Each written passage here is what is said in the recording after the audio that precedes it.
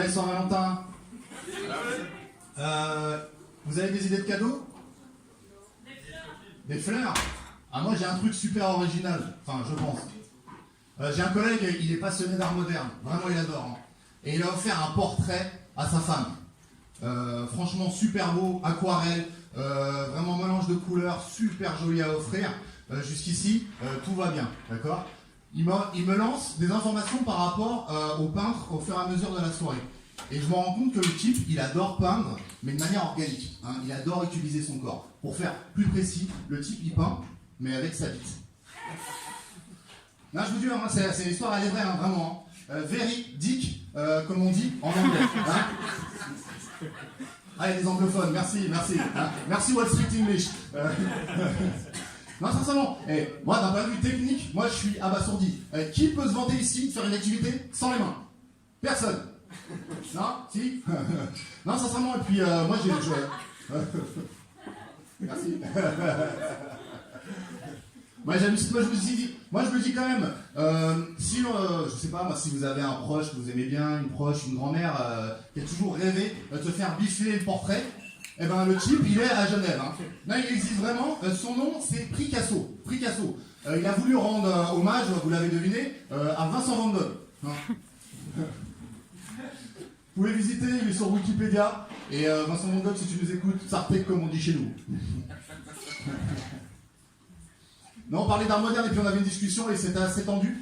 Pour lui, l'art, il se retrouve n'importe où, y compris dans les polémiques. Récemment, il me citait la polémique de Ribéry et de Solvay. Vous l'avez suivi? C'est l'espèce d'entrecôte en or dégueulasse. Pour lui, c'était de l'art. Tu vois, il était en train de me vendre le truc comme si le type c'était un peintre impressionniste. Je lui dis, t'abuses quand même. Hein, c'est quand même un peu à exagérer. Mais suivi dans la conversation, moi, ce qui m'a choqué, c'est que Ribéry a beau être millionnaire, une star, c'est quand même toujours lui la victime, tu vois. Il a beau être assis à côté d'un boucher originaire d'Istanbul, c'est quand même lui la tête de Turc dans l'histoire. C'est impressionnant. Hein. Et il a voulu se défendre, hein, parce qu'une journaliste l'a attaqué, parce qu'à l'époque, il y avait un rapport avec les Gilets jaunes. Il dit oui, vous ne savez pas dépenser votre argent, et puis il s'est défendu, il a fait une lettre. Et il a dit oui, je vais me défendre contre les propos négatifs et les propos calomnieux. Alors là, il y a un indice. Il n'y a plus 2 adjectifs dans la phrase. Tout le monde sait ici que c'est pas Ribéry qui l'a écrite. Hein?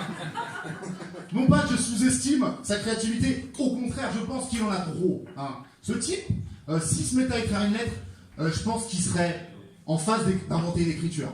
Tu vois, d'inverser des lettres, de faire plein de voyelles. Je pense qu'au pire, ça donnerait une liste de noms de famille polonais. Ou alors, au mieux, un test oculaire de chez l'opticien. Hein? Merci la créativité. Et j'étais en train de parler avec lui justement. Et j'étais en train de parler avec un fan de foot. Et je recevais un appel pour du fitness. Hein, pour des abonnements de fitness. Je ne sais pas si vous recevez ce genre d'appel. Et donc je discutais avec le type en question.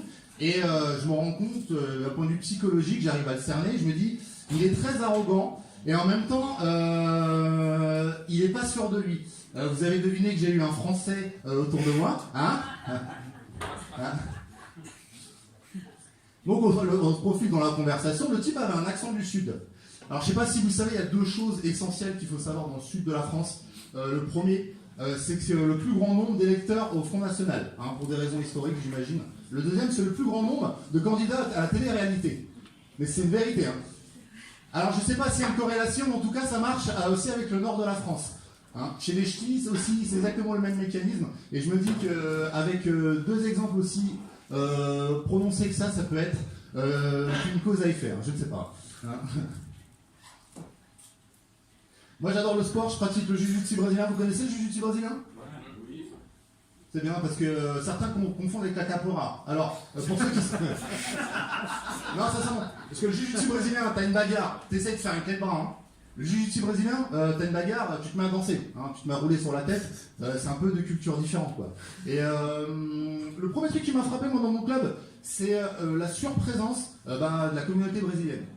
Parce que moi, la dernière fois que j'ai vu autant de Brésiliens, c'était pas à Genève, c'était à Paris. C'était pas au Paris Saint-Germain, parce qu'il y a beaucoup de Brésiliens. C'était pas à la tribune Boulogne, c'était au bois de Boulogne. Hein. réputé pour les légendaires travestis. D'ailleurs, dans mon club, bien travesti, il y a un mec qui a changé de sexe, il est allé au-delà des préjugés qu'on a sur le sport, la preuve de l'ouverture d'esprit de mon club. Donc le type a laissé tomber une famille catholique hyper conservatrice, et maintenant il est dans les cabarets, en même temps il fait des sports de combat. Hein. Je me dis que ce gars est incroyable parce que non seulement il casse un certain nombre de préjugés, et en même temps il arrive à casser un certain nombre de gueules. Hein. je trouve ça incroyable. Hein. Il fait aussi du MMA, hein, l'art martial mélangé, hein, l'espèce de fourre-tout de tous les sports de combat de la planète. Hein. Il s'amuse à faire ça et j'ai un pote, lui qui est pas du tout dans le même genre en fait, il aime pas du tout le MMA. Lui, quand tu vois un combat MMA, il voit qu'un mec reçoit des coups et il se demande qu'est-ce qu'il a fait pour mériter ça. Hein. Par comparaison, c'est comme si un Saoudien il est devant la Vénus de Milo, il se demande qu'est-ce qu'elle a fait pour mériter ça, hein. Qu'est-ce qu'elle a volé pour se faire couper les bras. Hein. Tu vois, c'est pareil. Et donc lui, en tant que New Age et tout, etc., en tant que blanc qui s'emmerde à Genève, lui, il fait du marathon. Hein. Et on ne peut pas lui en vouloir, il est aussi dans une secte qu'on appelle le CrossFit. Je ne sais pas s'il y a des gens qui font du CrossFit ici. Mais il cherche l'amour ce mec. Hein. Il est célibataire, il est beau gosse, et en plus, il n'a pas beaucoup d'exigences. Non, il veut que la fille soit sympa et attentionnée. Hein. C'est tout ce qu'il demande à un top modèle qui est une héritière. C'est tout ce qu'il demande. C'est ça. C'est incroyable.